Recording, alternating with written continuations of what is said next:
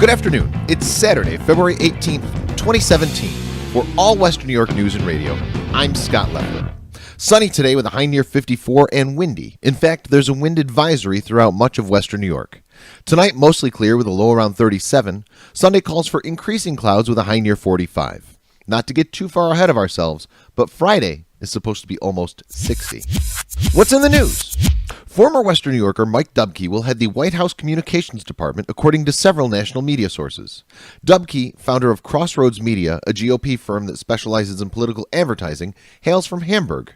His hiring will take some weight off Press Secretary Sean Spicer, who has been doing double duty since President Donald Trump's inauguration, January 20th. Attorney General Eric Schneiderman issued a statement calling Scott Pruitt a, quote, dangerously unqualified candidate to lead the EPA, unquote. Schneiderman continues to attack President Trump, his nominees, and policy proposals. Makes you wonder what Schneiderman has in his future. Governor Andrew Cuomo warns New York tax preparers and human resource professionals of new scams aimed at stealing confidential client and employee information after the New York State Tax Department identified at least 37 companies that have been impacted, affecting thousands of taxpayers. And Assemblyman Steve Hawley has signed on to a letter to the Speaker of the Assembly, Carl Heastie, strongly encouraging the full funding of libraries in this year's budget. Governor Cuomo has proposed to cut $4 million from library aid in his executive budget proposal. 60 legislators from around the state, including Hawley, have voiced their opposition to the cuts. Police news. A traffic stop on Lockport Street in Youngstown late Friday resulted in an arrest of an armed suspect after the suspect fled on foot. According to the Niagara County Sheriff's Office, a Village of Youngstown Police Department officer made a traffic stop behind 310 Lockport Street around 11 p.m.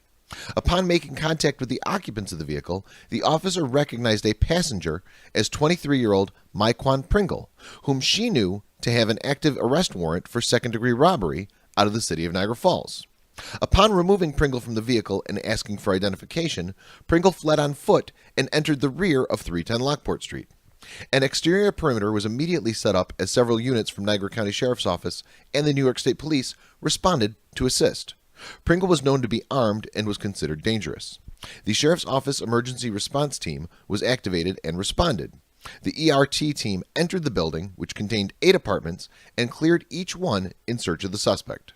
The suspect was located in a second-floor apartment and was armed with a hatchet and then was taken into custody without further incident. Michael Secciaroli, age 31 of Buffalo, was arrested and charged by criminal complaint with distribution and possession of child pornography. The charges carry a mandatory minimum penalty of 5 years in prison and a maximum of 20 years, and a $250,000 fine. A 22-year-old Olean man was charged Thursday with criminal possession of a controlled substance and unlawful possession of marijuana following a traffic stop on Hastings Road. State police say troopers stopped Andrew N. Keith for vehicle and traffic violations. Upon interview, the odor of marijuana was noticed coming from the vehicle. Keith was found to be in possession of marijuana and packets of marijuana concentrate. Sports. The Buffalo Sabres take on the St. Louis Blues at 1 p.m. at KeyBank Center, hoping to use the momentum from their 2-0 victory against Colorado on Thursday to start a winning streak. Shepherd's pie? Don't mind if we do. Get a recipe for it on All Western New York News in the latest installment of the High Lifes for Low Lifes Guide to Cooking. Want to split $350 million with us?